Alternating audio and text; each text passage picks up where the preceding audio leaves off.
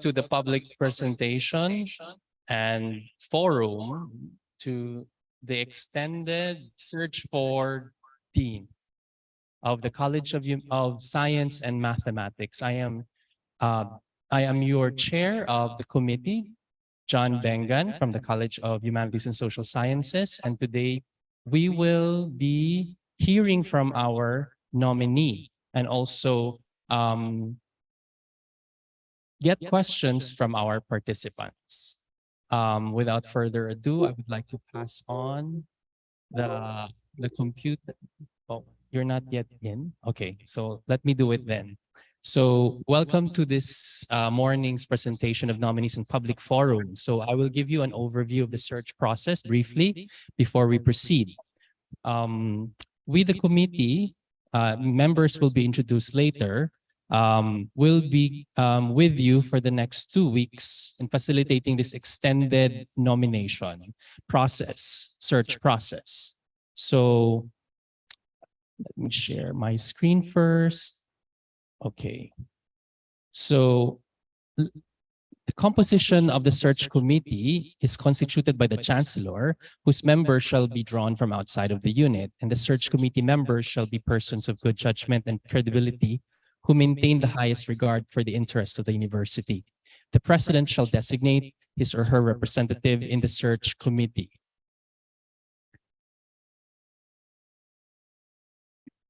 The responsibilities and functions of the committee are as follows. The search committee shall ensure that there are enough qualified nominees for the position. It shall actively search for nominees. And the search committee is a fact-finding committee whose job is to gather all information considered useful for decision-making.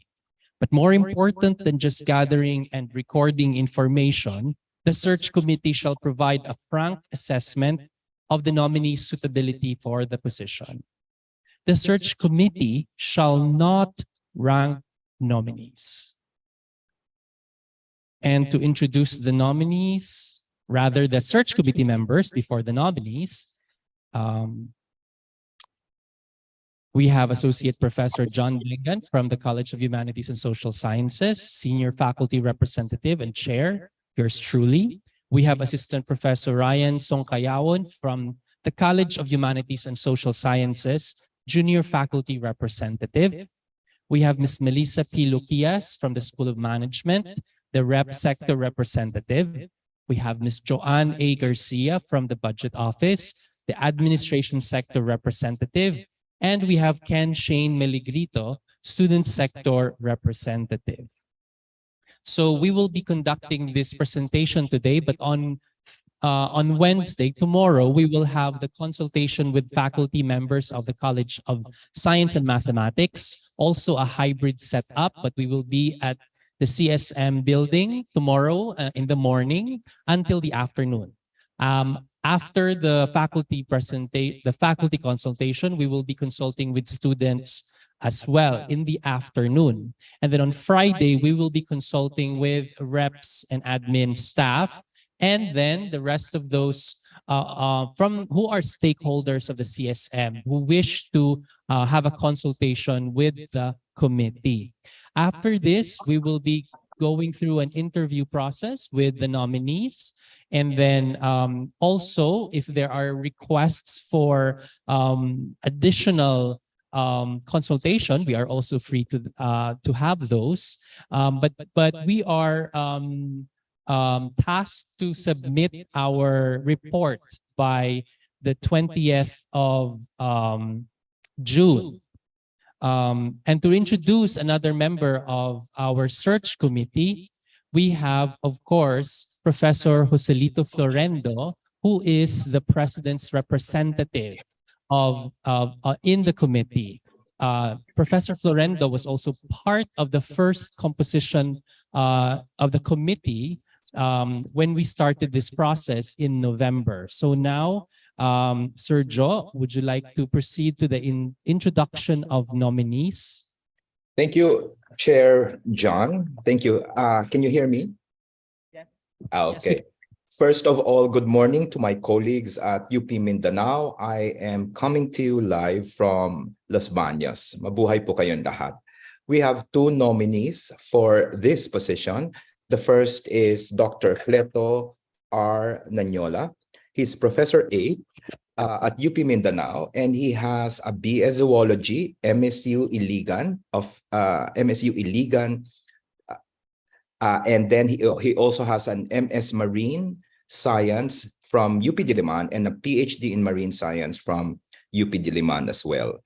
He is Director, Office of Research from March 2022 up to the present, and has also served as the Director of the Office of Extension and Community Service. He was also the Department Chair, Biological Sciences and Environmental Studies of the College of Science and Mathematics.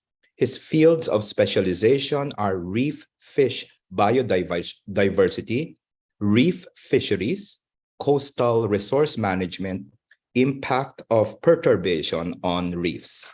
You have heard Professor Nanyola's vision, mission, and plans and programs last time. He will not make a presentation today, but he will be joining us online. I understand that's what will happen. Our second nominee is Professor Vladimir Kobayashi, and he's currently associate professor. He earned his Bachelor of Science in Applied Mathematics, major in Operations Research from the University of the Philippines, Mindanao, Erasmus Mundus Masters in Data Mining and Knowledge Management, University of Lyon II, and Technical University of Catalonia with academic award, and a PhD from the Marie Curie Training Network, University of Amsterdam. I hope I gave justice to that. He has served as the University Registrar, Department Chair, Data Protection Officer, and Chair of the Committee on Bids and Awards. His fields of specialization are data science application to agriculture and medicine, and human resource management. We will be hearing from Professor Kobayashi in a little while, and we will be entertaining questions both from the floor and those who are attending online via Zoom. For those attending online via Zoom, kindly mute your microphone and turn off your video, and we shall recognize you if you ask a question or if you raise your hand. For those physically present at UP Mindanao, I understand that there are sheets of and please write your questions there.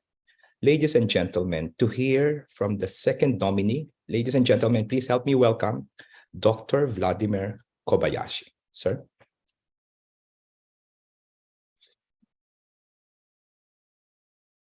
Hello. Hello, good morning, everyone. So I will share my, I prepared a short presentation, so I was given 15 minutes. So I hope I will be able to present within the time allotted.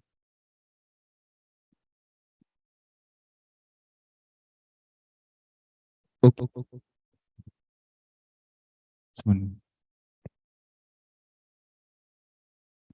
Okay. Okay, so just to give you an overview of my presentation. So I thank you for that action, Sergio. But I also want to, because I already slides, just go through it rapidly.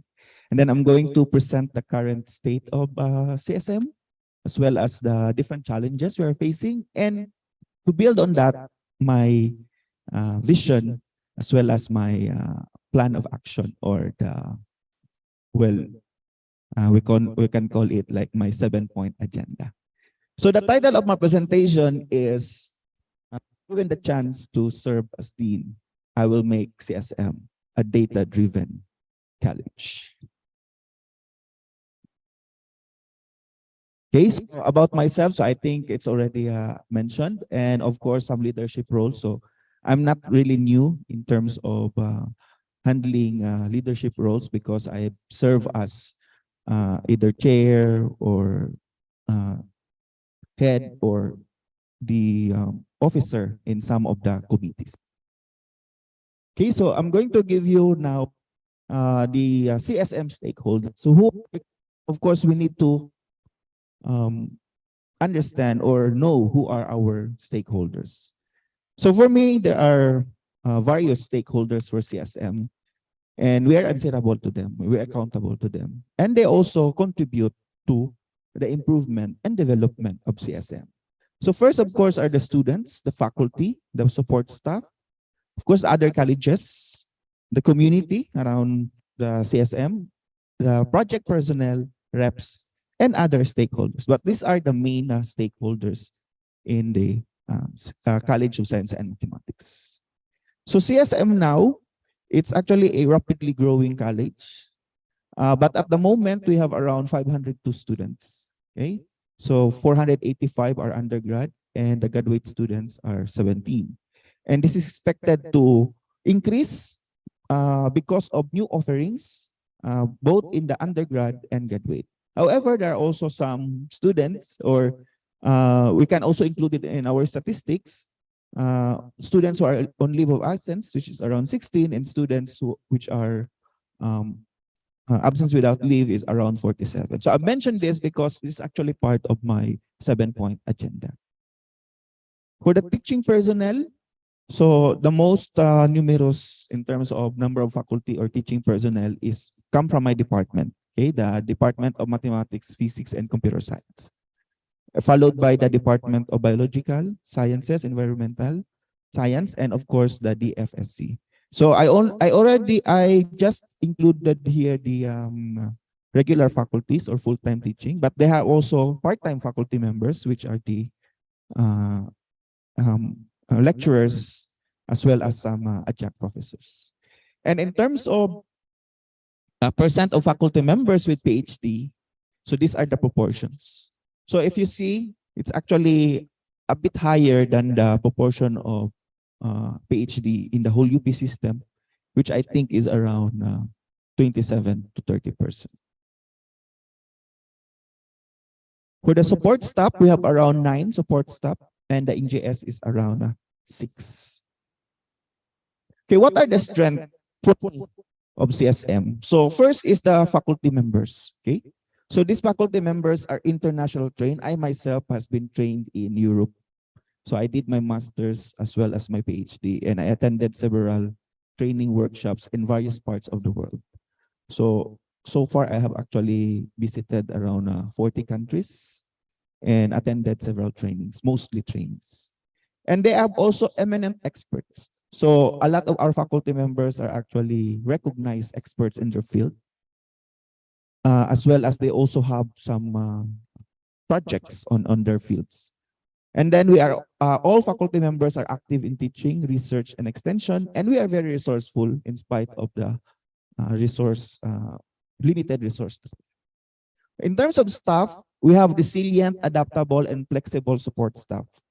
Okay, they are able to work in resource scarce setting, very hardworking, and they have mastery of government processes and operations.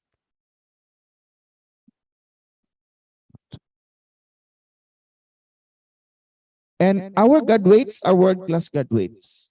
And our alumni have established themselves as become leaders in their industries. This is demonstrating the quality of training and education we actually provide to our students at the College of Science and Mathematics. And the good thing, of course, is this college is rapidly advancing and in the trajectory of growth.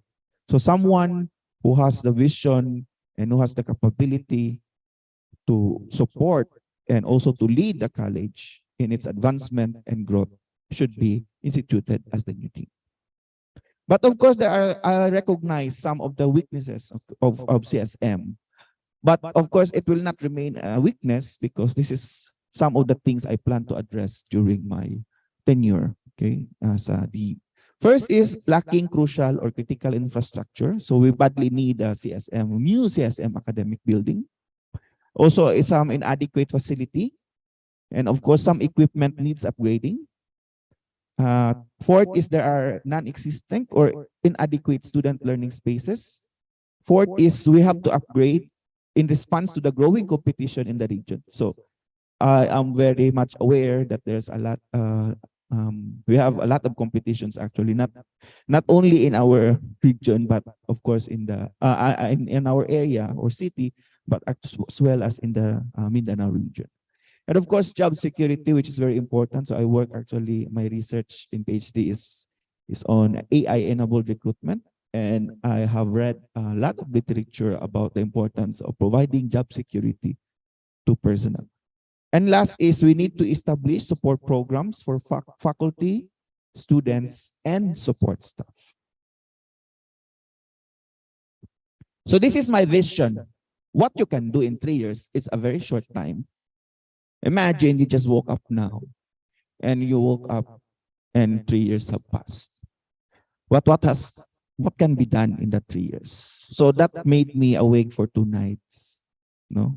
So this is what I envision for CSM for the next 3 years. A college at the forefront of innovation in teaching, research, public service, and very important as well is the administrative efficiency. It must be international. International because I have exposed myself to good practices at the international level. And I want our college to be at par with the other colleges in abroad. And of course, I want our college to be a leader in integrating modern advances in science and technology in teaching and administration.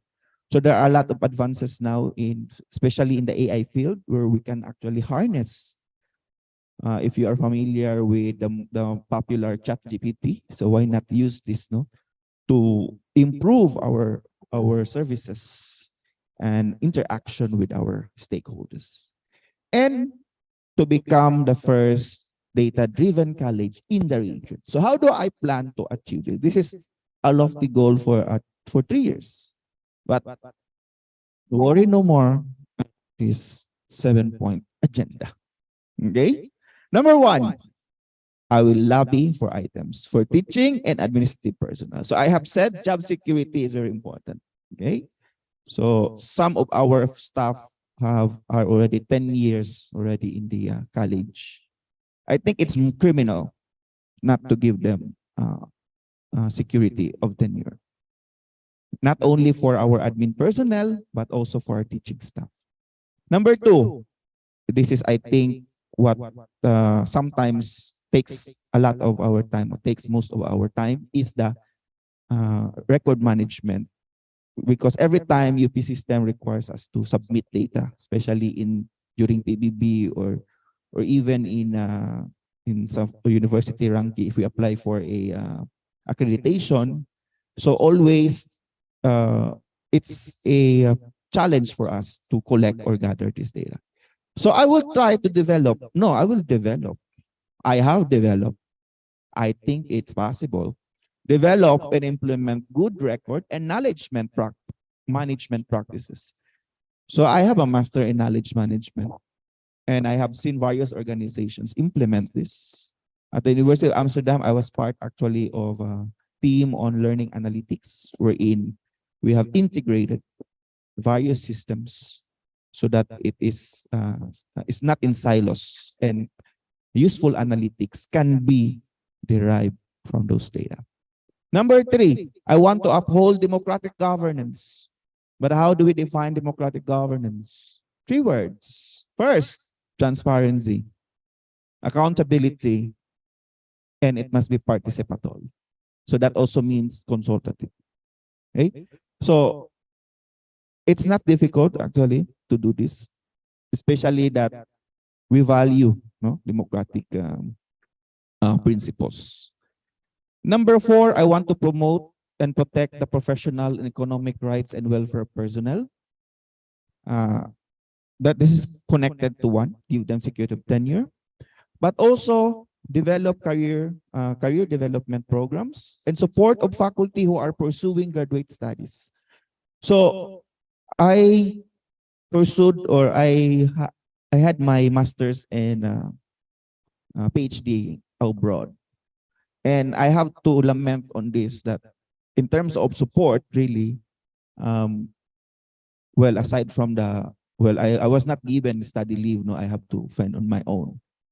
So I was able to receive very minimal support. And it's very important because it's not that easy to study abroad. There's a lot of adjustment. And sometimes you get depressed because of the weather. That's why I came back, because of the nice weather here in the country. Number 5, improve facilities, upgrade equipment, and build infrastructure. So this is what's sorely needed right now. Okay. So I did some consultation regarding on this, and they have actually expressed some problems that they encounter. So lack of classrooms, lack of equipment to make us up par with other university, as well as certification of our programs, accreditations of our programs. And that actually is 50% of that, I believe, can be solved if we upgrade our equipment, build critical infrastructure, and improve facilities. And number 6, adequate support for students' welfare and development. We have to inculcate the values of honor and excellence, but as well as we need to understand their needs. So what I've seen in other countries, they really have dedicated learning of student spaces where students can stay, they can interact, they can study, they can be in group, or they can be on their own. That is what's lacking now in CSM. But maybe in CHS, it's not a big problem because you have some infra here. But in CSM, it's really difficult, especially if you go outside CSM, maybe a few meters away from the CSM building, you have a very poor internet connection. And number 7, this is the goal. Okay, this is one of my target, which is to the expansion of our degree programs. So I spearheaded the proposal, spearheaded the development of the BS Data Science, and I'm also part of the MSQMM, which is already in the pipeline. So I want to help other departments to push their program expansions. So for example, in biology, they are pushing for MS Biology, and also to help existing, because it's a pity if we just focus on proposing new ones, but we neglect the existing ones. So that's why I want to ensure quality implementation of programs for all the programs currently offered in the college. So this is my 7-point agenda that I will pursue. It's not a lot. It's an average of 7 divided by around 2 agenda. 2 agenda per year. Okay, so that's all for me. Thank you, and thank you for this opportunity.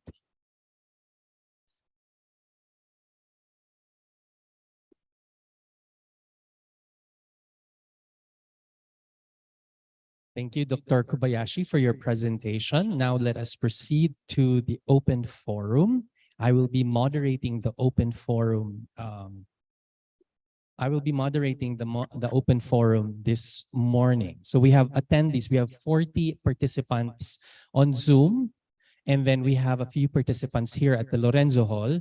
Now, perhaps I will alternate between online questions and questions here on the floor. So let me start with a question here from Zoom. This is addressed to Professor Kobayashi, I believe, because this is based on the presentation. So based on your admin positions, Dr. Kobayashi, what were the initiatives that you have done to improve the office you were or are leading? And how can your leadership initiatives be useful for CSM to be visible to stakeholders and to be the top preferred college for courses in the sciences and as preferred research and extension partner by academies and industry? Okay, so I'll just tell you first my initiatives when I was the department chair. So during that time, I assumed the post of the department chair in our department. It's quite a critical because a year after that, I think the pandemic hit us. But in spite of that, we had some really well, I must say, accomplishments. No, so first is proposal on the institution of new courses. So the BS Data Science, so it started during my tenure as department chair, as well as the Master of Science in Quantitative Modeling and Methods. It's also started during my tenure as department chair. And the BS Data Science, you already know, it's already approved. And MSQMM is already at the system level.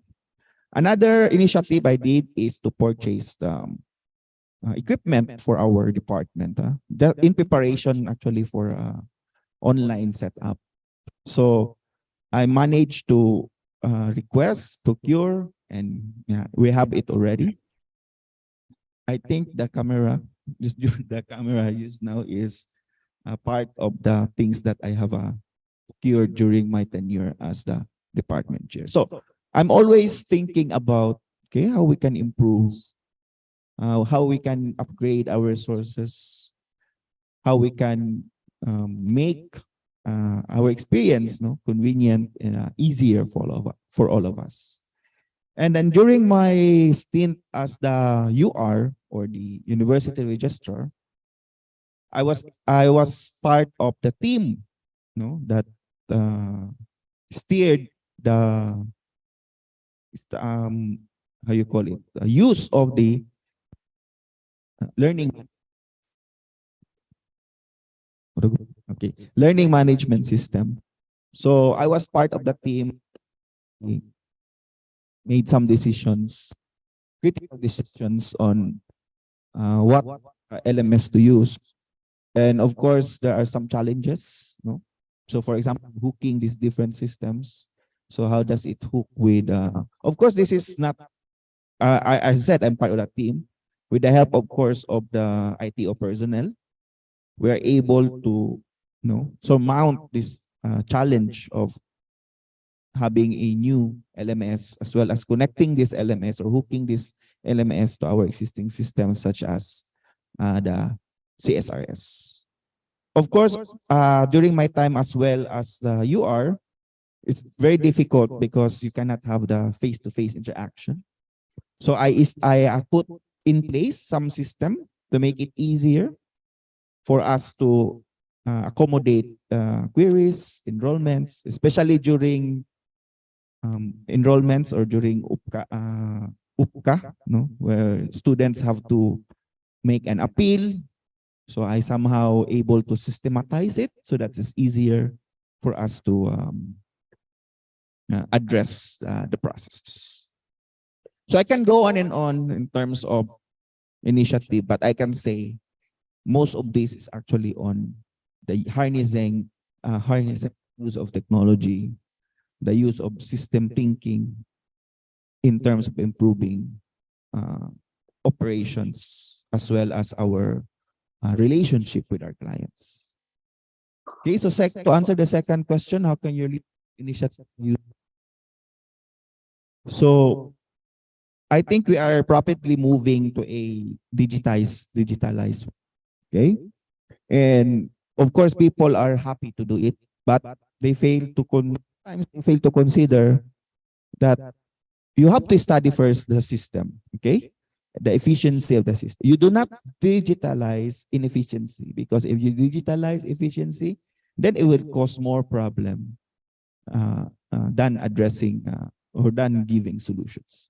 So my initiative, as I have already indicated in my 7-point agenda, part of that is actually on upgrading our resources. Generating resources to upgrade our facilities. Okay? I believe we are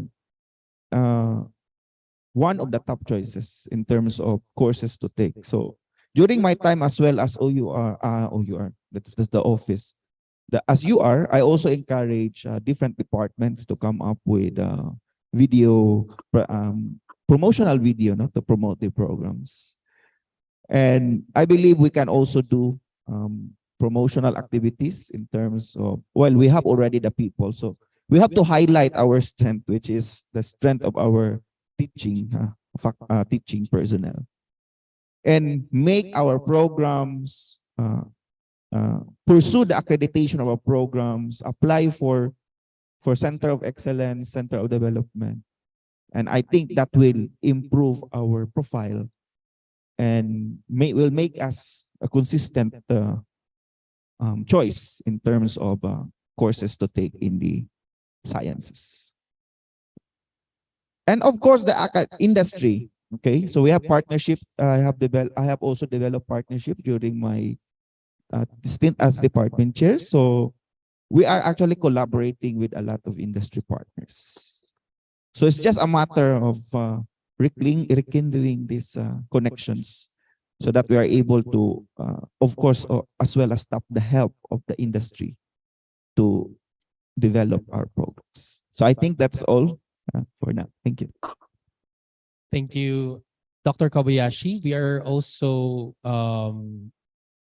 We can also get some questions addressed to Professor Nanyola. However, he is still not with us here on Zoom, but he has informed us that he will be coming to this event today. He is he's supposed to be joining us here on Zoom, but meanwhile, let me acknowledge another question here addressed to our nominee. How do you address, Dr. Kobayashi, the lack of learning spaces for CSM students within your term? Okay, so that's actually one of my part of my 7-point agenda. So at the moment, we don't have, of course, because we don't have this academic building. I think if we have the academic building, 50% of our problems will be solved. But what I can do is, for now, is have band-aid solutions. So band-aid means temporary solutions, making use of the facilities that we have. So what I plan to do, I would like to have a specific space, room, okay? Room na hindi masyadong ginamit, we can refurbish so that can be used inside CSM, that can be used as a learning space for students. We have actually gazebos outside the CSM building. So when I was a student, there is actually my kubo,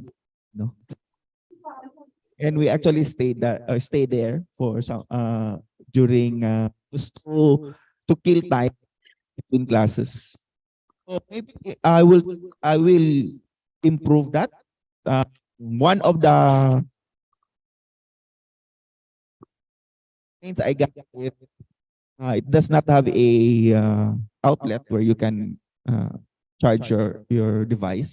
So we'll try to find a way to make that. And of course, extend as well the coverage of the Wi-Fi. So it must be, have to extend it. And I think with the current upgrading of our structure cabling in CSM, we are going to put some, this, how do you, points. I think the term is there's something about points, or you can extend the Wi-Fi coverage.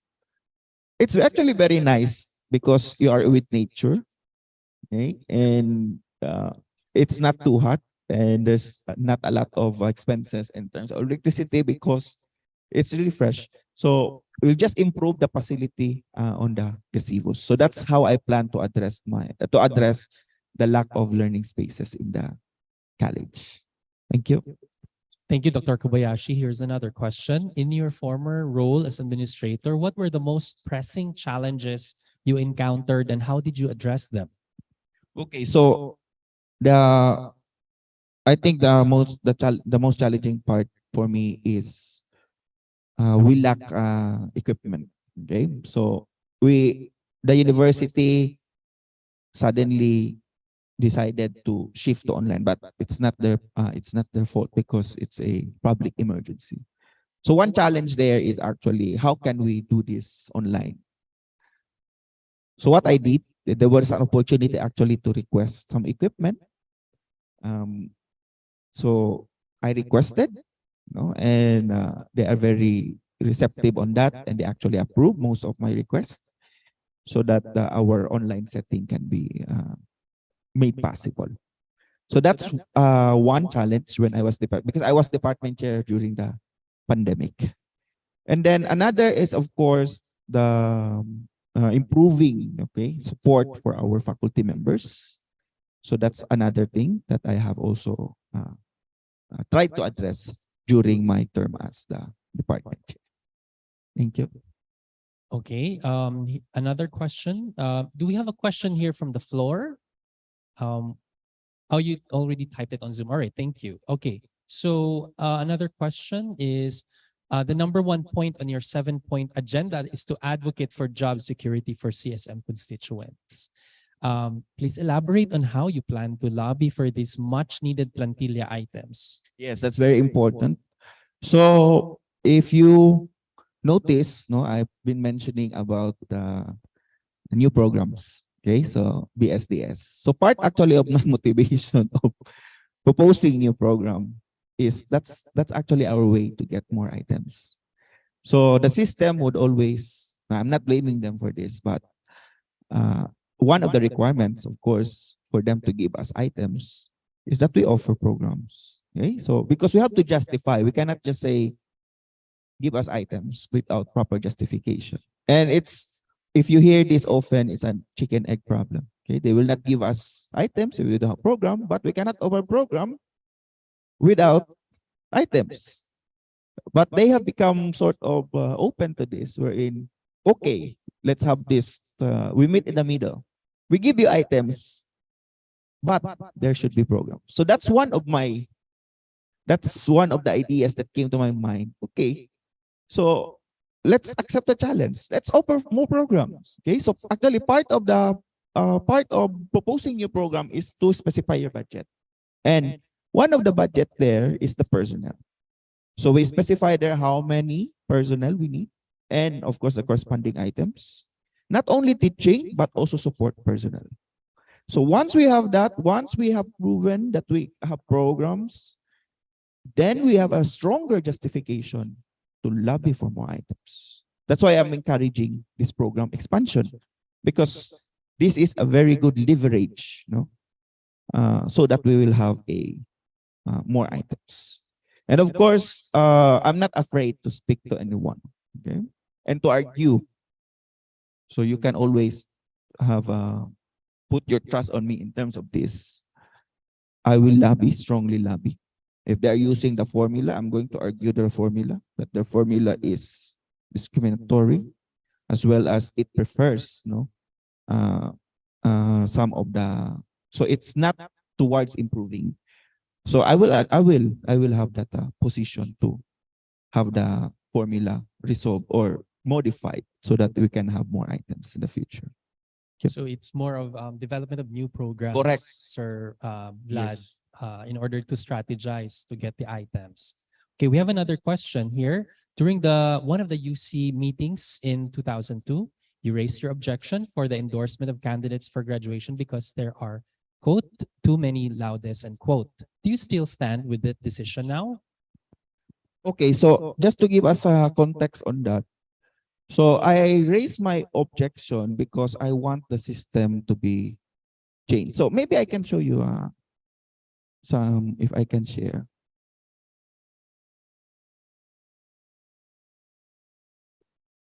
Can you see this? Okay.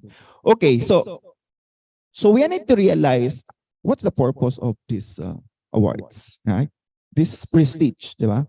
So it's actually an award because you, kumbaga, angat ka sa iba. Kumbaga, karamihan ka. Yan ang purpose. Actually, I'm also a cum laude during my time. In fact, I was the batch valedictorian. And cum laude, magna cum laude, they have threshold, correct? So how these thresholds are identified. So I'll show you an example. Okay, usually we have this distribution of grades. And this distribution of grades is actually normal. Let us say, some of our best students, so if you look at here the graph, some of our best students have their grades here, or the GWA, okay? Some, well, low performing.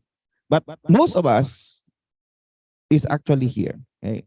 So the threshold is actually determined by setting values, okay? And these values is having this, let us say, 10%, okay? 10% would be awarded cum laude.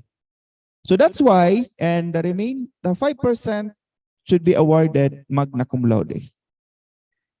And 1% summa cum laude. And this percentage, we can actually transform this into threshold in terms of GWA. Okay. So for example, right now our, if I'm not mistaken, cum laude is around 1.75. So this means that 10% of our students have a grade of 1.75. This is based on counting. Now what happens? Okay, what happens during the pandemic? Although this is just a, well, some of the evidence are anecdotal, but I see there is what we call sudden increase of grades. Okay, so what happens to the distribution? The distribution is no longer normal, but it becomes like this. It is skewed. Okay, so it means that there's now a lot of students getting very high grades. And if we stick to the threshold, what happens? Same threshold. We now have a lot of students, more students getting cum laude. And what happens to that? What's the effect? It actually erodes the prestige of having cum laude. You don't need actually, for me, okay? Because as a institution, we need to award to maintain the prestige of this award. Because if a lot of people are getting these awards, then it erodes the prestige. Right? So what I call for that, my objection is to adjust the threshold so that we maintain, okay, 10% should be awarded. And it's reasonable, okay, cum laude. Because if we'll just all graduate cum laude, then what's the purpose of giving that award? And that's actually the numerical explanation why we have a lot of cum laudes. Because we stick to our threshold, when in fact, the distribution of grades have changed. Right? So I'm not against students receiving cum laude. I just want to maintain the prestige, make it reasonable so that a good proportion of our students will still receive.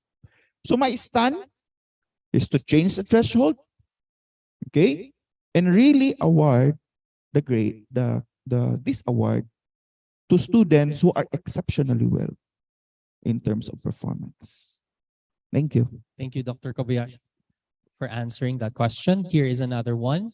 CSM students have always faced issues or delays during enrollment period, affecting them in so many ways, such as application and renewal of scholarships, adjusting matriculation, and these are mostly due to a bottleneck encountered at the OCS, or the Office of the College Secretaries level. How do you plan to address this? Yes, actually, this problem is perennial, and I have already asked actually the office. So there's really what we call, kumbaga sa traffic pan, man always traffic, meron lang rush hour.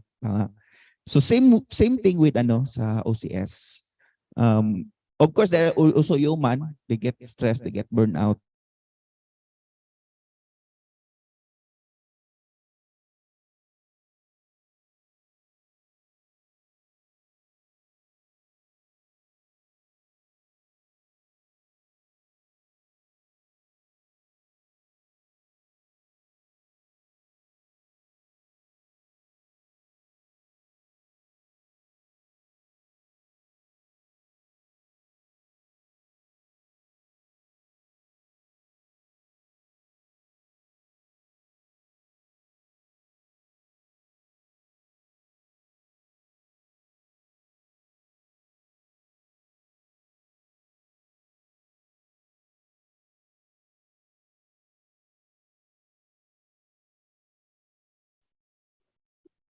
Mr. Chair, hindi na po kayo marinig ng mga online viewers? Like ako, hindi ko marinig po.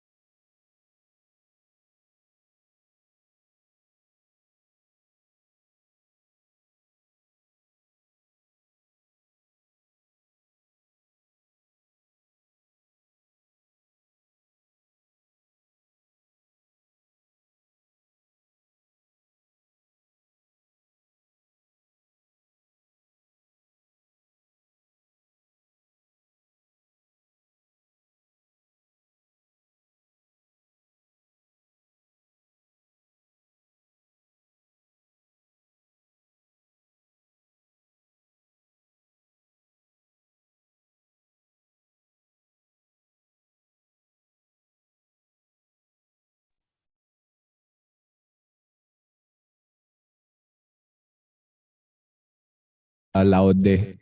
And then, kasi yun na-mention niyo po na during the pandemic, there is a visible increase in the grades. So, wouldn't that be laude? And then, kasi yun na-mention niyo po na during the pandemic, there is a visible increase in the grades. So, May ulit. wouldn't that be laude? And then, kasi yun na-mention niyo po na during the pandemic, there is a visible increase in the grades. So, May ulit. wouldn't that be laude?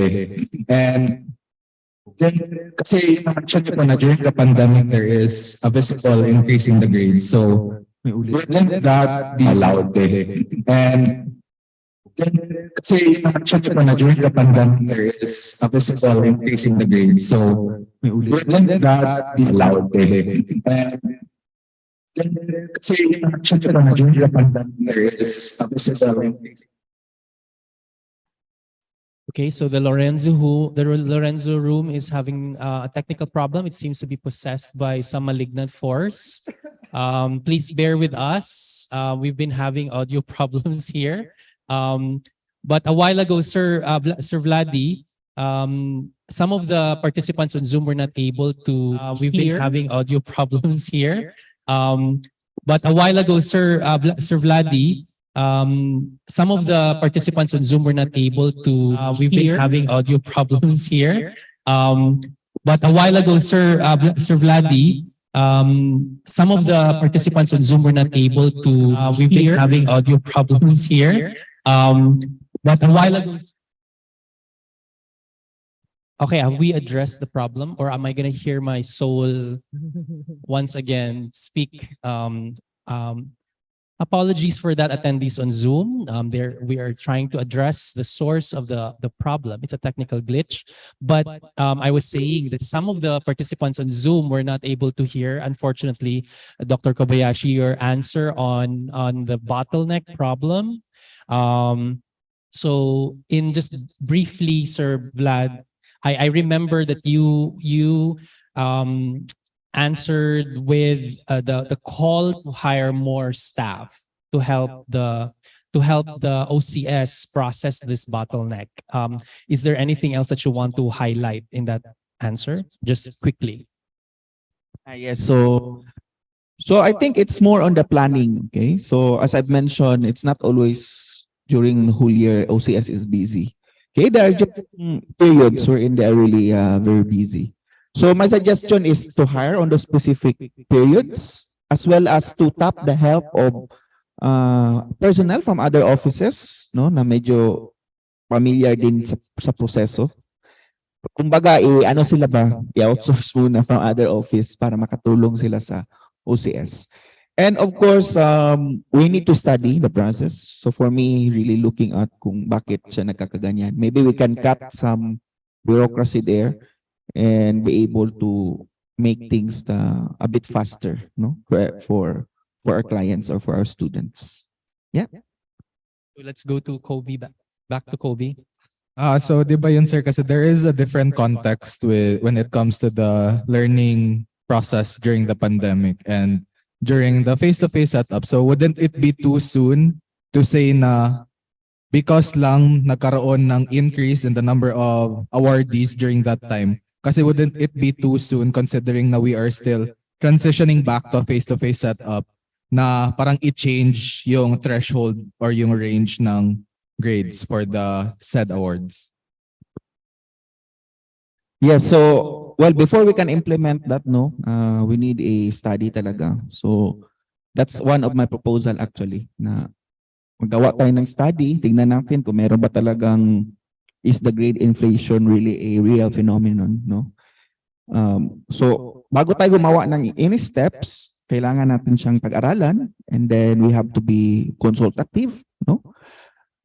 Para din actually gusto ko kasi na it's more of, no, makita talaga yung lahat ng mga kumbaga options natin in terms of, and then we cannot do this sa UPMIN lang, okay? So we need also to consult, no, sa baka ipa-approve pa, and this may be ano. So I think it's more of an aberration siguro during the pandemic, no? That's why the traditional methods hindi talaga siya applicable during the pandemic time. Pero wala naman tayo sa pandemic, maybe back to normal. Kumbaga nag-stabilize na naman. So maybe there's no need to change it kasi balik na naman tayo sa normal. But that's just my point. Gusto ko lang ma-raise kasi nga even that particular na mga awards, we need to constantly reevaluate our criteria. No? Kasi nagbabago ang mundo. Everything is changing. And we have to be adaptive para ma-address natin yung mga challenges. We cannot stick to traditional approaches. Yeah? Okay, pwede mag-follow up. Okay, so another follow-up question po, sir, kasi you mentioned that there is an increase in the number of loudest throughout the pandemic, but another correlation with this kasi nagkaroon rin ng increase sa drop rates ng students. So, how would you parang address this? Kasi with the increase in the loudest, there is also an increase in the drop rates of students. Yes, so as I've said, no, we need to study that. So it could be, ang mga natira na lang siguro is yung mga talagang, kumbaga, they managed to survive during the pandemic. That's also possible. So that's why I'm saying na we need to further study it. No? But even before pandemic, meron na ako actually mga nanonotice na medyo, kumbaga, marami-rami ng mga nakukum laude. But I'm not saying na siguro excellent lang sila. So there are various explanations, no? So all of this is very important para ma-incorporate natin sila sa ating model in terms of determining. We need to balance kasi there are possible sometimes conflicting explanations and we need to come up with a compromise on this. But yun lang ang aking point, no? Aside from raising that as an objection, ako lang naman ang nag-raise on that. But it's also a call for faculty and also for our administrators, no? Na tingnan din natin yung ating mga systems, no? Kung updated pa ba or hindi na ba sila outdated. So that. But before we can implement, we should make consultations on this. Yeah, thank you. We have another question here, Dr. Kobayashi. Having a new CSM building within your term might be a long shot by Philippine standards. But how will you ensure its construction will be prioritized, if not finished, within your term? Okay, I'm actually a very practical person, no? So, I think matagal na yung CSM academic building, meron ng budget. I think Sir Bigcan is here.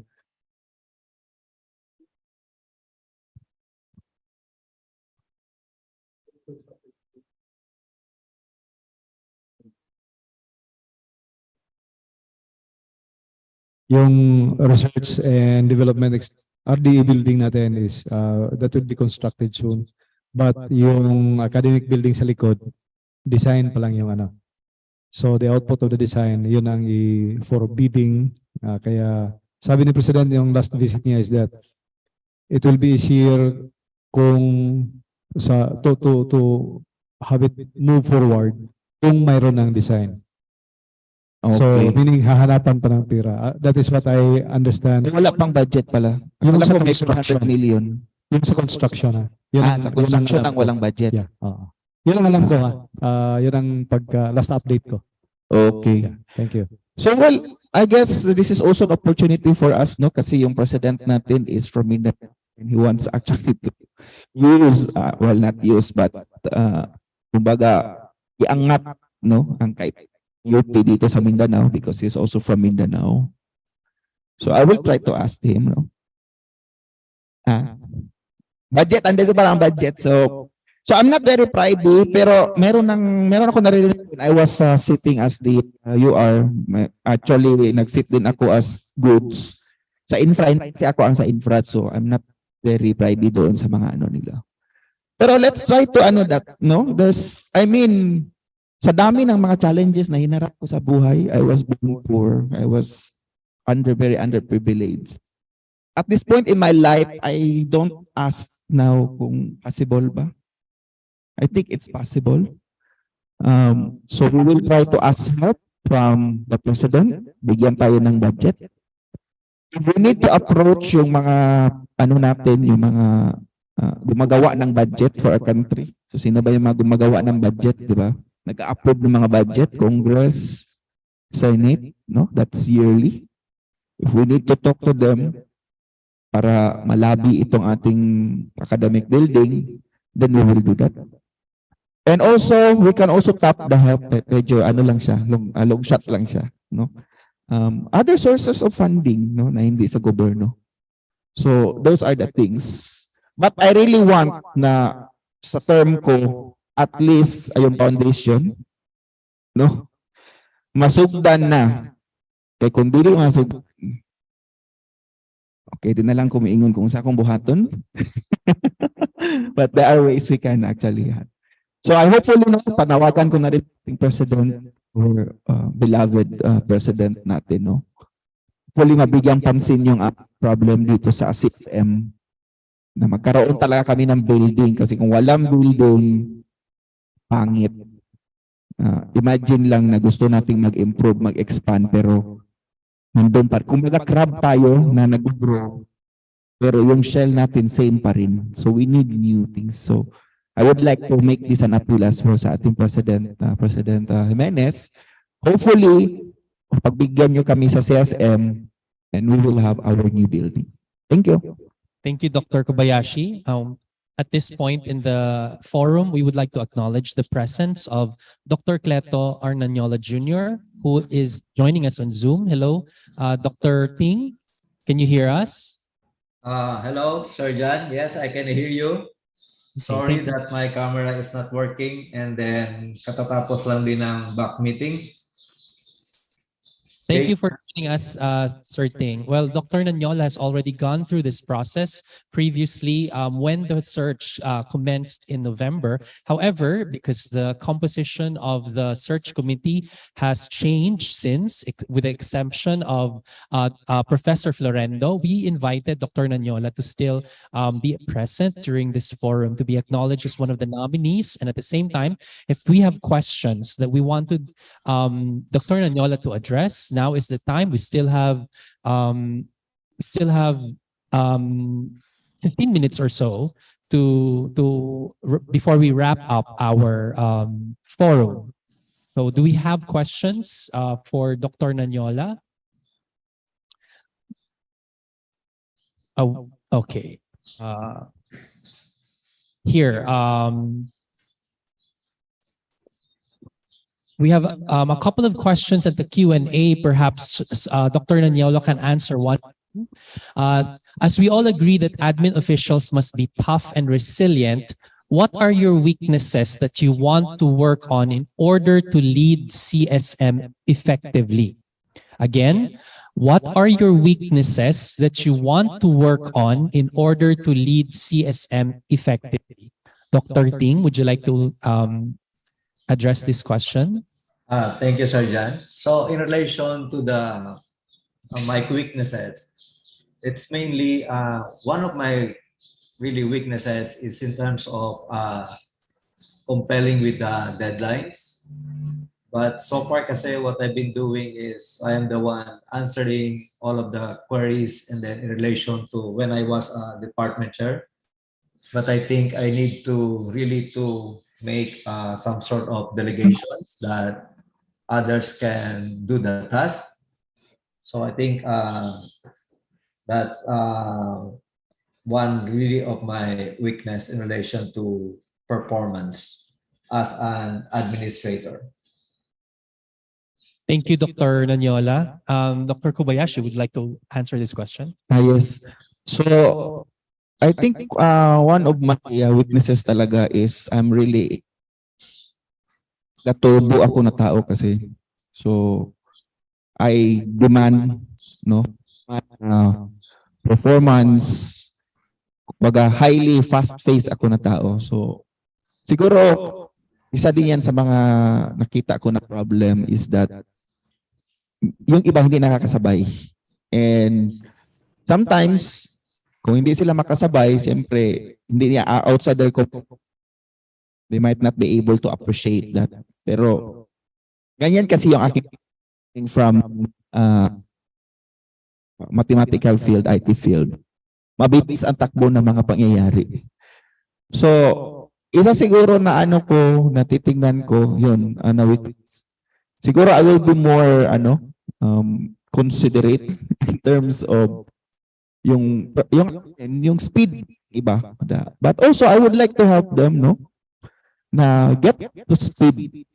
So, kailangan natin, we are on the same boat, or we are on the same, na walang maiwan. So, hindi na siguro, I will try to slow down para naman to wait, no, for other people.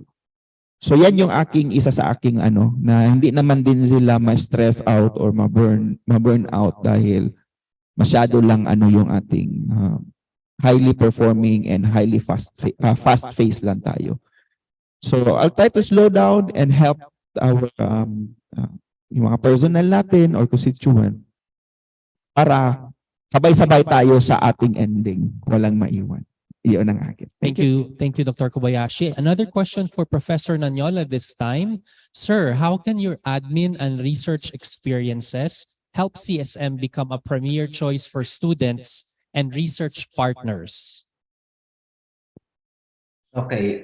Thank you for that question. So ito talaga yung aking ito talaga yung aking expertise ever since when I was doing my master's and PhD degrees.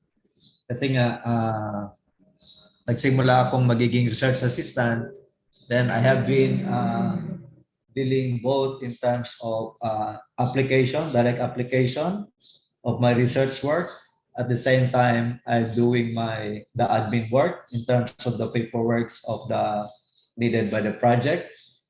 And then since I have earned this recently, the UP Scientist won an award, then I think I will, that by really doing a good research and then producing papers, then all of the faculty or the research staff in UP Mindanao, particularly in the College of Science and Math, can contribute to the number of publications and number of projects being implemented by UP Mindanao. So yun lang po.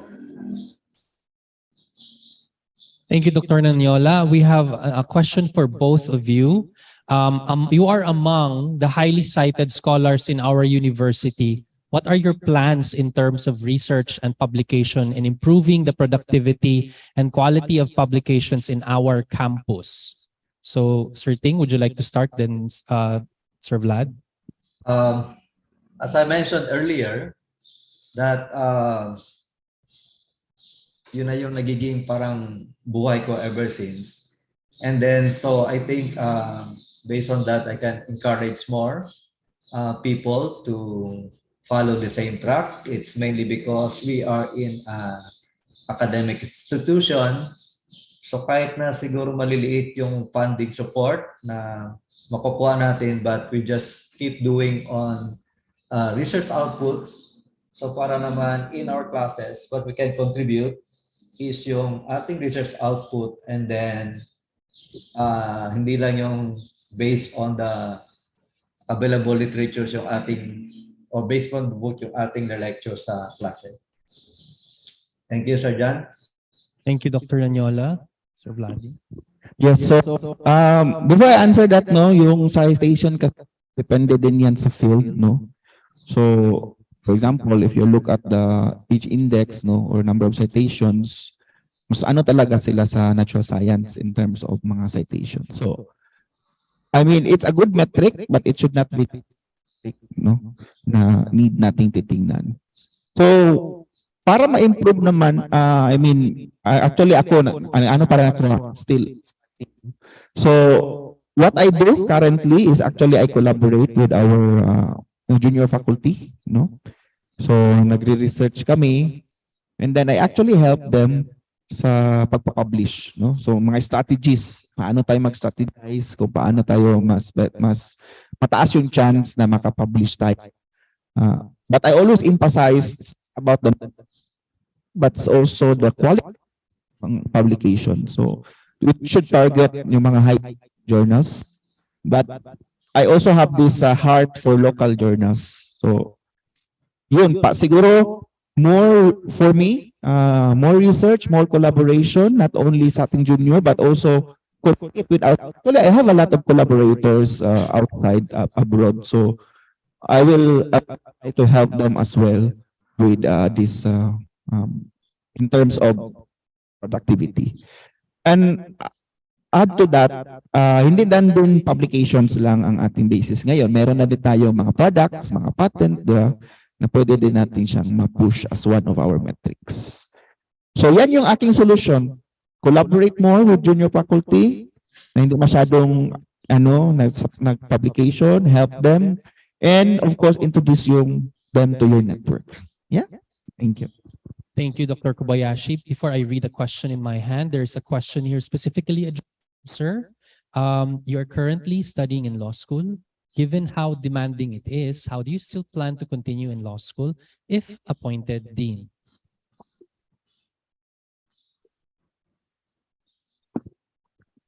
Is that for sir sa akin?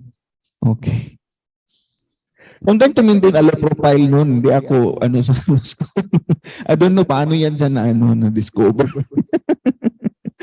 Well, try la ako because during that time noon I'll give you a big background para hindi naman kayo malito bakit ganyan. So, I was involved in some administrative position. And I was reading a lot of mga IRR, mga batas-batas. And isa sa mga issues din sa university, demandahan ng mga tao, which I don't really like, lalo na dito tayo sa ating, problems should be resolved. No? So bakit ganon? So that's why I got my interest. And of course, isa din, well, I'm going to explain na although this is related, but isa din is, I'm also interested in how AI, paano natin siya ma-regulate, Meron na ba mga existing regulations na pwede natin magamit to regulate yung mga advances sa technology. So in terms of yung sa law school, this is my plan actually. Hindi muna ako stop muna ako for the first semester para at least ma-feel ko yung workload as dean. Kung ano ba yung super busy pa. Kasi I have classes every night lang siya. I think from 6 to 9 p.m. So yun. Or I can also do reduce load. No? Aware naman yung aking department chair on this. So of course I told her na hindi naman siya nagko-conflict sa aking responsibility here sa university. So pero ang pinaka ko talaga, first preference, hindi muna ako mag-enroll. Stop ko muna for first semester or even for a year. Tsaka akala ko babalik kung medyo okay na. Sayang naman yung mga matataas ko na grade. Pero I have to do that. I have to prioritize. I cannot do everything. Tao din naman ako na I have to sleep. Okay? Kikita nyo siguro medyo stress yung aking But I have to sleep as well para yung aking brain. So, hindi muna siguro ako and then titimbangin ko towards the end kung okay ba mag-continue or not. Thank you. Thank you, Dr. Kobayashi. Now, we have a question here from the floor. Considering that most of the personnel in CSM are contractual, how could you incentivize the personnel working in the laboratory and research field work? So perhaps Dr. Nanyola, would you like to address this, sir? How would you incentivize the personnel working in the laboratory and research field work? Okay, sa research, taken na kasi ito, that wala namang employee-employer relationship yung mga research project staff as compared to the personnel at the university. So ang pinaka-incentive actually dito na mga is exposure into research, and then I encourage them to enroll in a grad school. So para yung kanila mga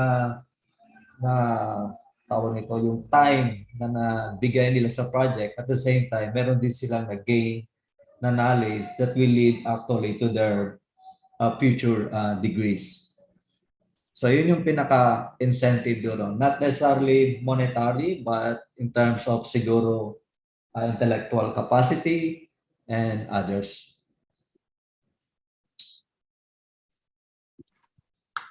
Thank you, Dr. Nunyola. Now, we have a question here that actually was already addressed by Professor Kobayashi earlier, but I would like to raise it again for Dr. Nunyola to also address. How can you address the problem with our online registration system that greatly delays processes related to the college secretary, registration advising, and matriculation assessment, among others? Mahirap ata sagutin to kasi parang perennial problem na to. But I think I'm not a technical person, but I think increasing the capacity of the I think server ba yan na kakailanganin or a very large computer processes para hindi mag-clog during the registration. I think that will solve the problem, and UP is already doing that, procuring this high, di ko alam ang term, computer to be able, hopefully, to address yung clogging ng mga during the registration period. Thank you, Dr. Nonyola. Now, for both nominees, what makes you the best candidate for this dean position, or what is your edge over the other candidate? Would you like to start? Okay, so ano yung first best candidate? So I think we are equally. I think Dr. Nanyola is equally capable actually to be the dean, no, in terms of expertise, experience. I have high regard and respect for Dr. Nanyola. So kumbaga sa decision theory pa ito, no, I'm different ako kung si Dr. Nanyola or ako. In terms of ed siguro, what I can say is I have experience. Okay? So I did my studies, so I spent a lot of time abroad. No, I have seen, no, the disparity between our college and the college abroad. So marami akong pwede i-benchmark. Marami akong pwede makuha dun sa experience na pwede nating apply. But of course, you have to be sensitive naman, no, kung mayroong mga cultural. So yun siguro ang pinaka well, I wouldn't call it an edge because simply lamang meron ako din lamang. Pero siguro pag lamang ako is my international experience. Okay? That I would like na malagay dito sa ating college. Thank you. Thank you, Dr. Kobayashi. Dr. Nanyola, would you like to answer this question too? So, dunog ba ito sa EDS and in relation to the improving international collaborations? Yes, sir. What makes you the best candidate, and what is your edge over the other candidate? Okay. So yung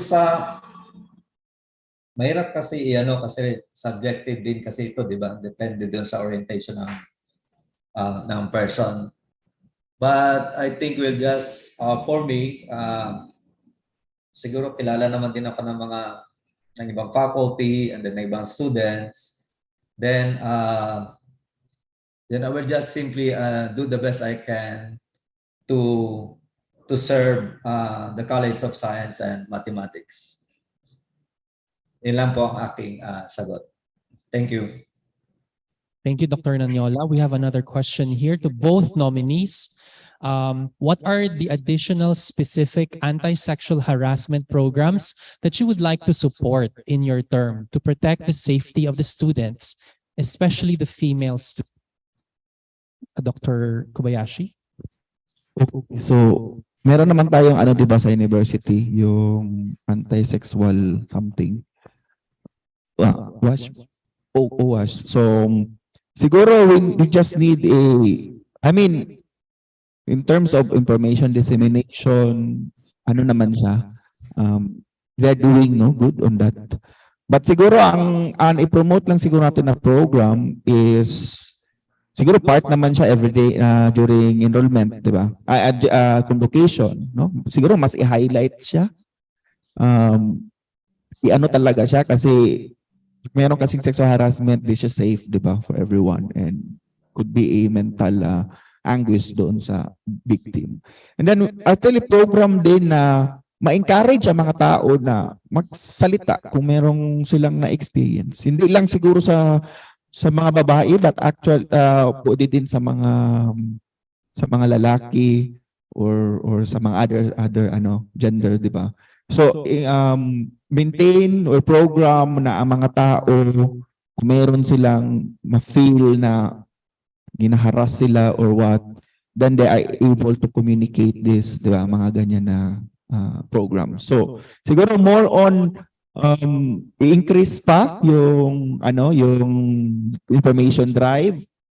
Anong yung mga dapat i-look out kung sa tingin mo. Pero wag naman siguro masyadong baka normal lang pala. But you can speak up. Sabihin mo if you feel uncomfortable na, sir, I'm not comfortable you touching my hair or what. So siguro yan particular atmosphere sa ating then program to target that particular objective. Yep.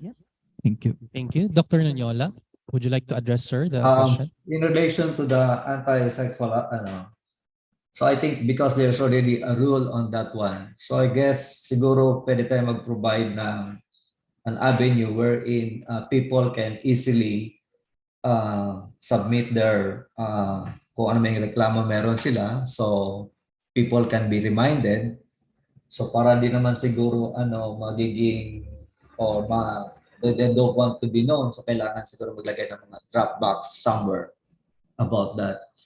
But as mentioned by Kobayashi, kailangan nga talaga ng drive ito kasi nga being Filipino, so meron mga may personality talaga na ang iba ay touchy person. So kahit na yung high school tayo noon, bayan, ganyan. So pero merong iba talaga na hindi ganun yung personality. So I guess awareness talagang kailangan na kung ano may nakasaad sa criteria, then it must be observed. And then eventually, so yun magiging norm.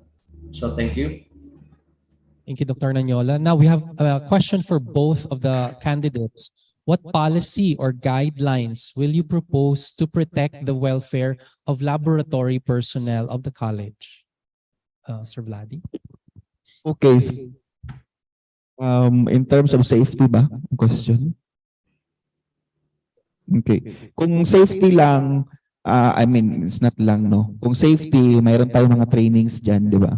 Kung ano yung mga, Actually, isa sa mga na-observe ko din no, sa CSM is, di ba yung mga emergency? Dapat klaro yun siya kung mayroong mga emergency, ano ang gagawin. For example, may nag-leak na something. So ano that's an emergency. So paano yan siya ma-address? Provide them with the sufficient equipment, yung PPE ba na? Protective personal equipment. Dapat implement talaga ka safety yan eh. So we cannot really kumbaga put that aside.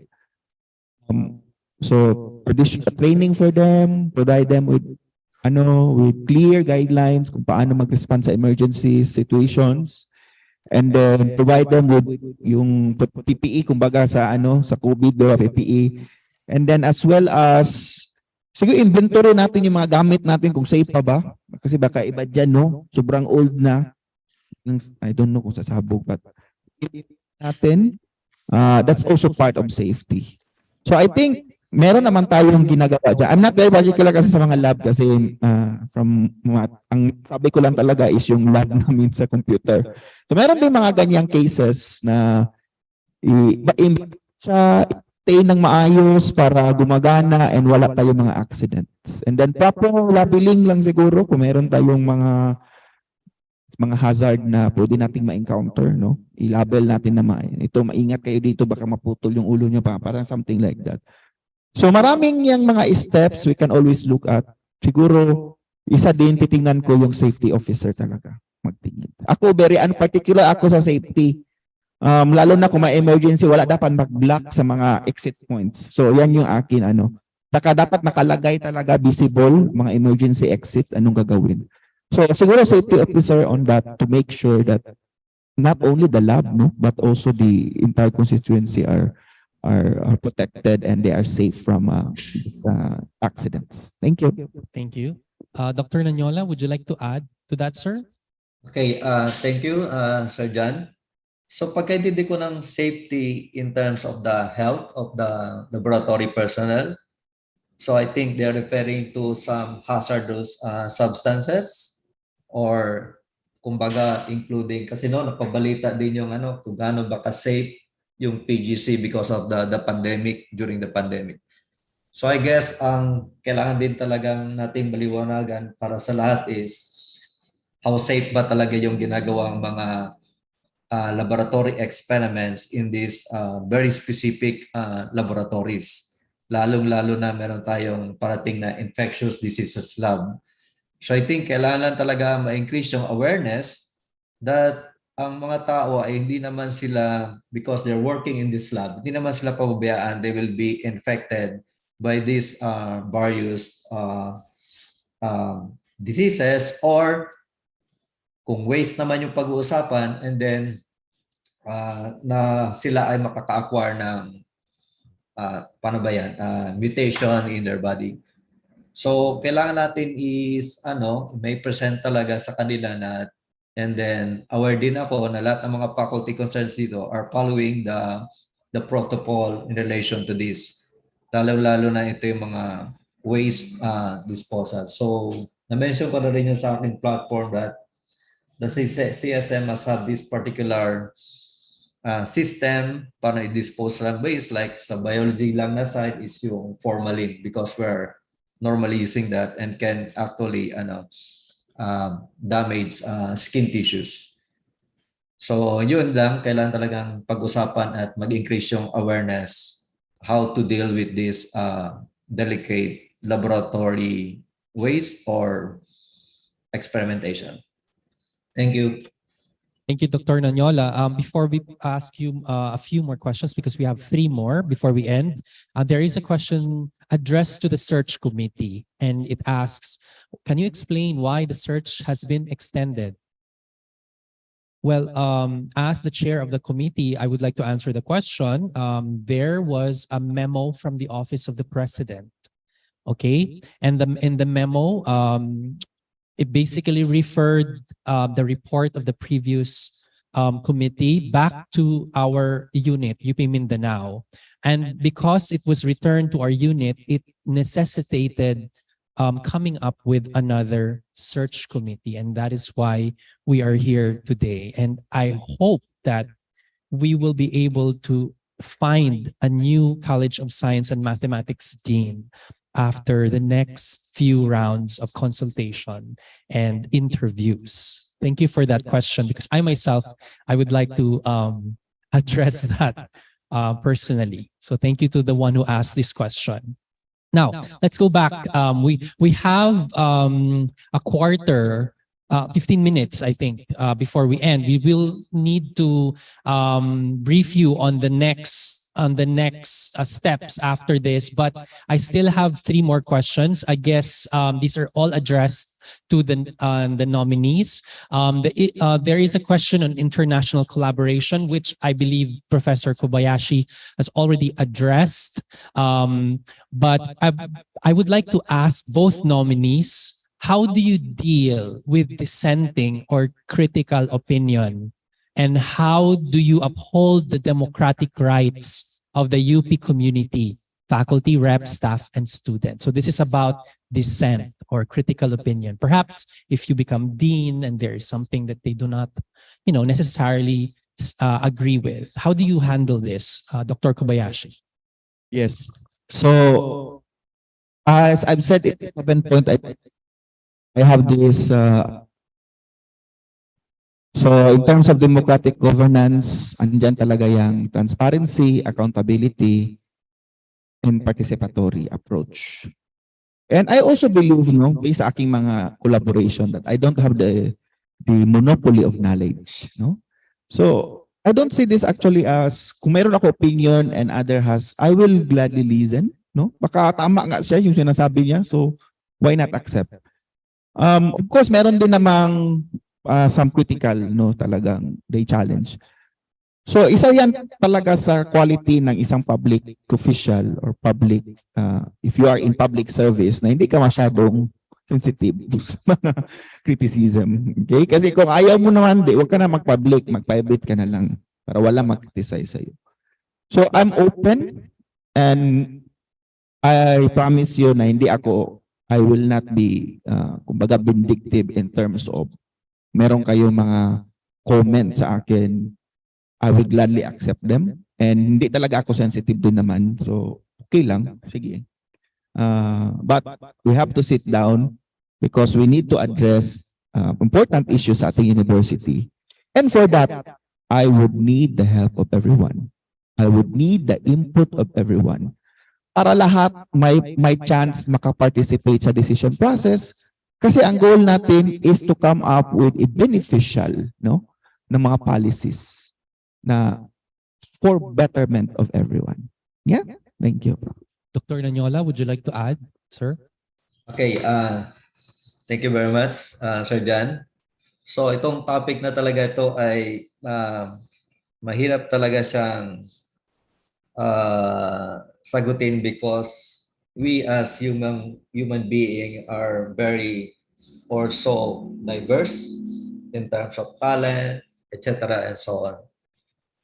Ang siguro kailangan lang dito ay we have to apply what are the necessary rules for the dissenting opinion, and more importantly siguro is mag-compromise so para both parties will understand, and then hindi yung aabot tayo sa mga pag-aaway. So yun na siguro kailangan na kasi hindi naman talaga maiwasan yan, lalo-lalo na in UP that there are very well talented people.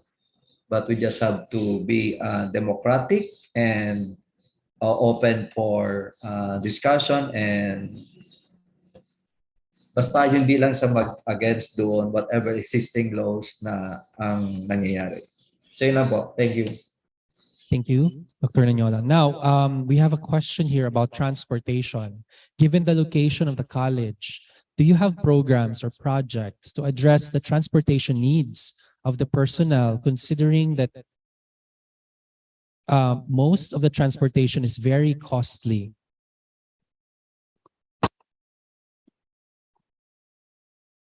Okay, so actually problema namin yan noon pa student. Mas mahal pa mag-atog, mas mahal pa mo ani diri sa Pamintal to UP kaysa ma-atog downtown. So isa sa ako ang isa sa tinitingnan ko actually na solution is yung carpool. Okay? So siguro simple babayad din naman kasi may mga gasoline. So kung pwede tayo makasupport sa hindi college na hindi naman in terms sa budget, okay ba makasupport tagamay sa transpo? Pang lang, kay mahal jud kaayo ang mga pamiliti mo na akong reklamo. And then nganong pamahal man pud ning mga mga tricycle drive, mga adering kapamahal man sila. So ang gusto actually dugayan ako plano, himuon nato siya kanang naman tay mga RFID, di ba, ng mga ID. Na online ang payment ba? Para di sila musunod sila kung pila jud ang bayro nun. And then atong i-accredit ang kining mga mga transportation groups dere. Although na-credit na sila, pero I still hear na naiuban maningil gyapon sobra, di ba? So cashless na lang ta. So mao na ako ang isa sa ko ang ginatan-aw. Although di na ako na mahimo on my own because that's actually more sa problem sa vice chancellor for admin. And then, mauna ako ang first is kung makasupport gamay, transportation allowance, naaman tayo rice allowance. Di kay ko naga-rice, kay naga-diet mang. So some of that would be bigyan siguro. Lalo na sa ating union na transport allowance. Di man full but subsidized, I think. Increase natin yung mga jeepneys natin dito. And then, doon sa mga existing na mga tricycle driver, we can enforce, meron tayong mga possible ways dyan using technology. And siguro maka-help kung mag-tap-tag help, kung siguro occasionally natin mga libreng sakay para makatap sa mga tao, no? Makatapag-ihap sa atong mga alumni ba karon or private na ano na ano tayo mga libreng sakay. Kaya nga tabang gikunta na ko, no? I think that's around 30% sa expense na to is transformation. So you can just imagine kung sa kadako ang transformation. Dari lang na sa UP Mindanao. So I think that's one of my solution, but it needs further ano no talaga working with the administration, come up with a makatipid tayo sa malaki yung gastos natin in terms lalo na sa students. Yeah, thank you. Thank you, Dr. Kobayashi. Dr. Nanyola, do you have plans on transportation? Okay, for the transportation, ano na kasi ito outside UP Mindanao. And then normally, yung mga naisip ko lang, kailangan kasi talaga ma-register lahat yung para ba silang may sariling franchise. Kasi if they have this particular franchise, it is going to be recognized by our transportation office, then malimit yung tawag nito, maiwasan yung mga naga-extra-extra na hindi kasama ng franchise. Para ang mangyari, magiging ang bawat tricycle or whatever means of transportation na naka-duty ay ma-maximize nila yung kanilang duty day to be able to meet their, yung earning nila for the day.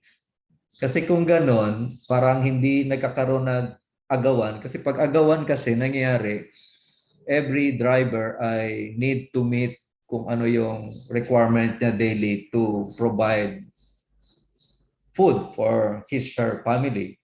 So I guess kailangan may ma-regulate para once sila ay naka-schedule, then yung nakatoka doon, hindi sa happy pila na mahaba kasi nga kakaunti lang din ng ating estudyante papapasok ng ng school para ma-meet naman din nila yung kanilang But it's going to be a long process, but yun yung isang legal way na how it should be. Well, I'm not a perfect, but parang yun lang yung mungkahay ko. And then we really need to talk to the right people in relation to that aspect. So yun lang po, and thank you. Thank you, Dr. Nanyola. We have 10 minutes left in this forum, but we have a few more questions. I will ask the most pertinent, perhaps. How do your agenda align with Chancellor Murao's administration? Okay. So full disclosure lang, no. I was part of that team who helped Professor Murao or Chancellor Murao draft his vision. So part ako doon. So meron akong input. So in a way, her vision is also my vision. No? Maganda naman actually yung vision niya. I will help her. We cannot antagonize. No? Hindi naman tayo college. Na hindi na pwede na kalabanin natin admin. We have to work together. Yan ang aking point. So yung vision ni Chancellor, mayroon mga magandang points doon. We will help her achieve that. No? But also remind her as well na siguro yung mga democratic values, kailangan din natin siyang i-uphold. Pero I'm with the admin in achieving our goals and our targets. Para win-win tatanan, no? Wala tayo walang isang sector na mabiyaan. Kasi nga, maganda ang vision on paper, pero kung the devil is in the details, mahirap talaga pag implementation. So, ang akin lang is yung vision ko, vision ni Ma'am, and hopefully we can work together, no, para sa aming college. Kasi our chancellor also belongs to our college. So, para din na pagbalik niya, kung hindi na sa chancellor, maganda yung college. Yeah? Thank you. Thank you, Dr. Kobayashi. Dr. Nanyola.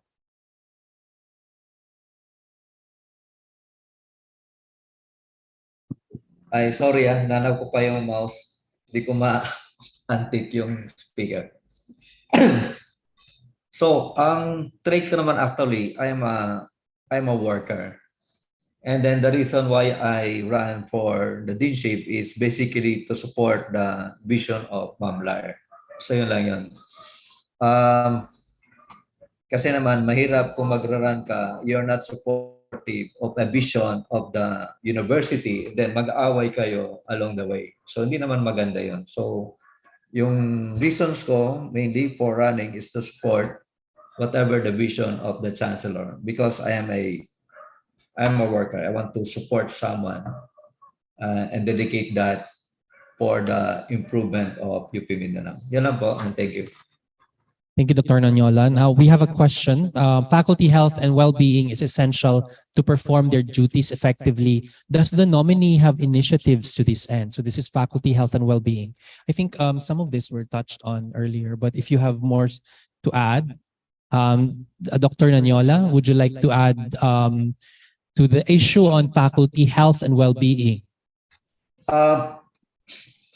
Ito, kailangan natin talaga kasi ito. Like, yung being sane in an office because of the so many tasks na binibigay sa atin because of nature ng ating work in a university.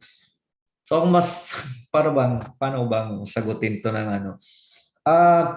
Yung una, nag-isip ako na pwede siguro while meeting is para naman ma-maintain natin ang pagiging sanity is hindi tayo mag-meet in a four corners of a room, but we can do walking siguro doon sa ating sports complex around the oval while discussing informally yung mga things, but meron tayong nasasagot para hindi stressful yung condition within that particular meeting, lalo na kung ito ay very sensitive na mga issues.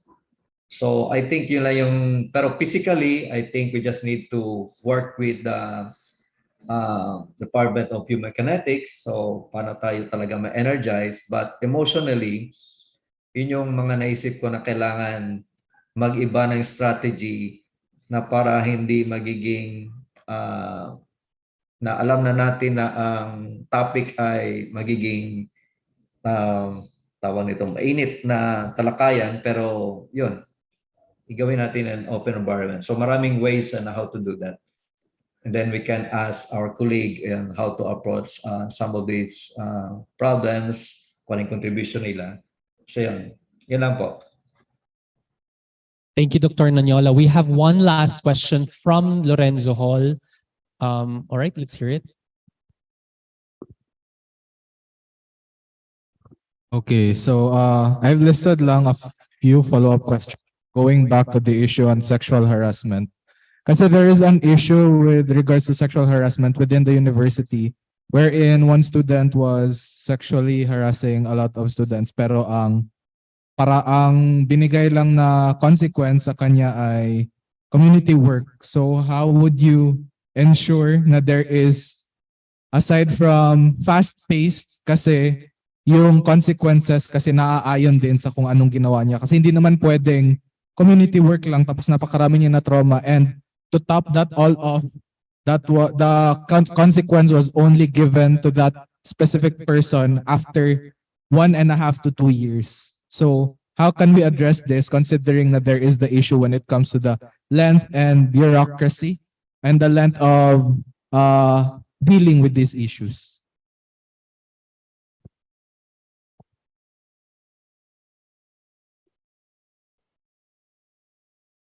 So the question is on the bureaucracy that entails in the process of answering or addressing complaints.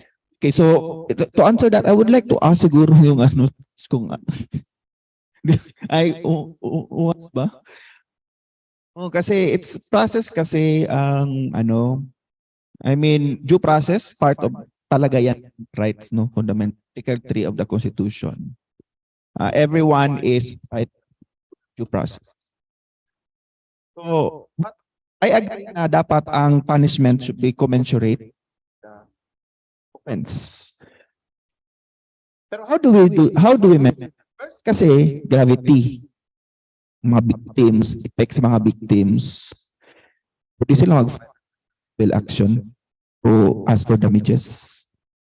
Aside from that is yung tinatawag natin sa law na recidivism, yung na niya ginagawa.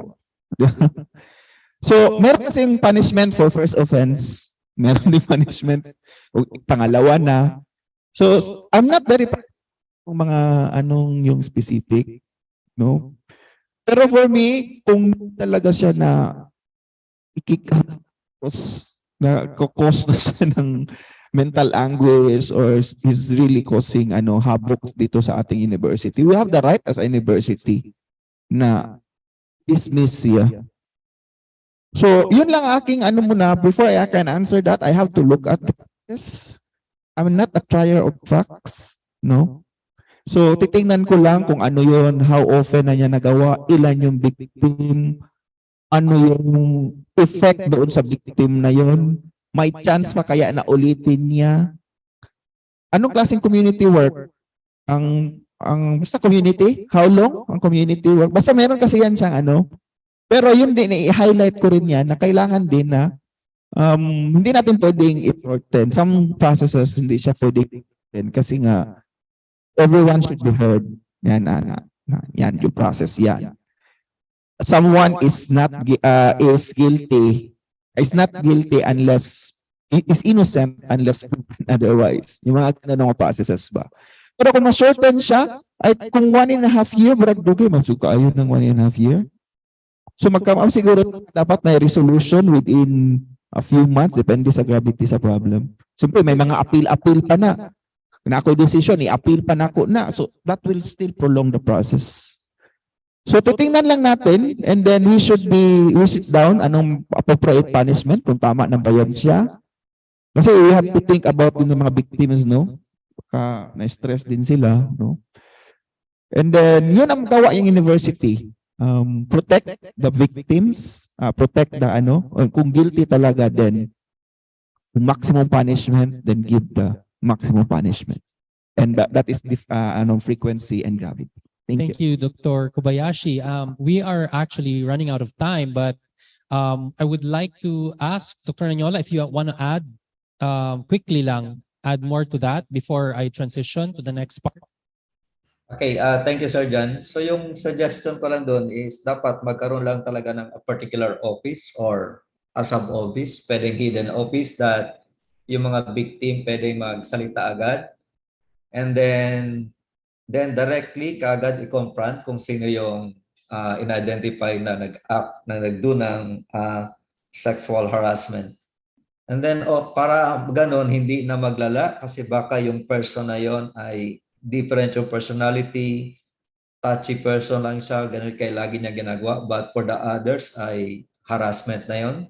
So siguro lagi lang merong reorientation, ano ba yung mga different forms of sexual harassment. Hindi lang naman kasi yun sa by physical activity but including in terms of the words and etc.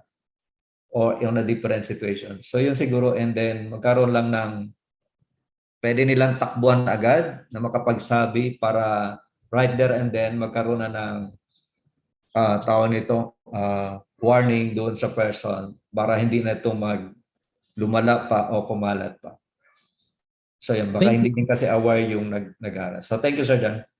Thank you, Dr. Nanyola. All right, so we are actually over time. We have 2 more questions, but I would just like to inform those who asked the question and were not able to be answered today that we can still address this on your behalf to the candidates during our interview with them. So please rest assured that this will be recorded and be asked again to them. Okay, unfortunately, we can't do it now.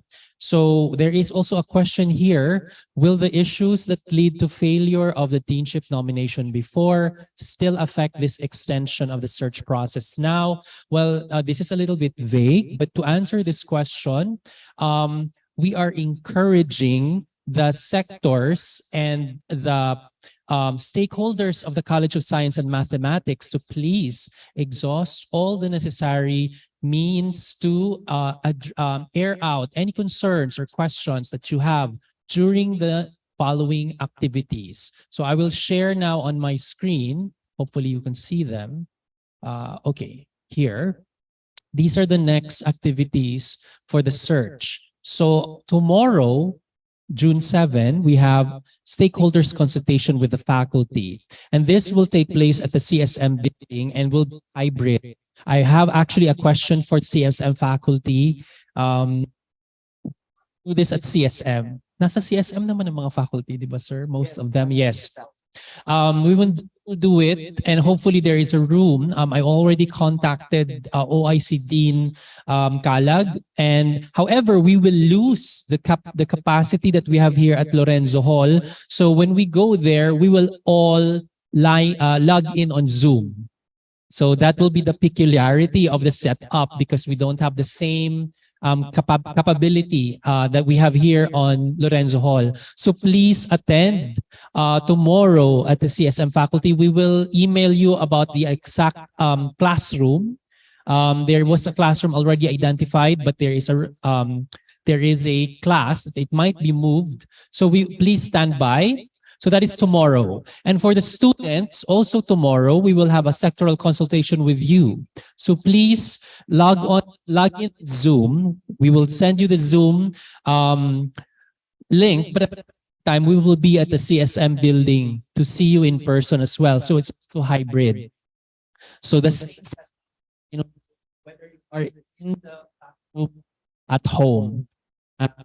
And then next, we will have on June 9 a stakeholders consultation with reps. So this is on Friday at 9 a.m. We encourage all the admin personnel and reps to attend at the CSM building. We can make this available on Zoom. However, because of the number of the CSM reps, I think we can all talk to them in one room, no? But if there is a request to make this online as well or hybrid, please let us know. And then in the afternoon, we will have other stakeholders. Okay, other stakeholders of CSM who wish to have a consultation with the committee. And then on June 13, we will have an interview with the nominees. That'll be at the Gaisano room. It is face-to-face. And then on June 15, we will have a committee meeting now to prepare the report.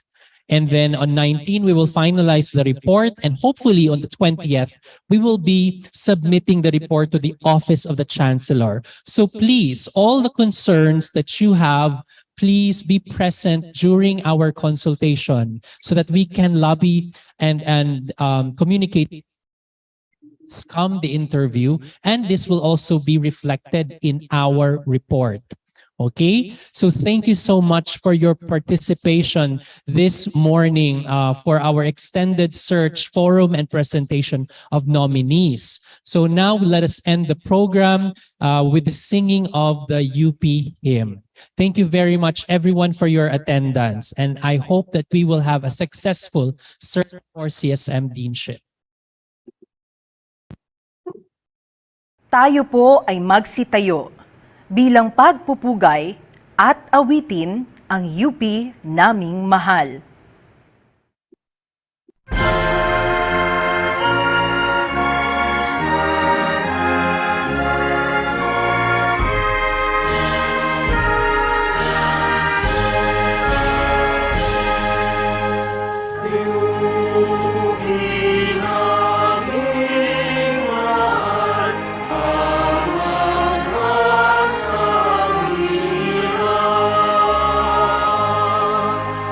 Oh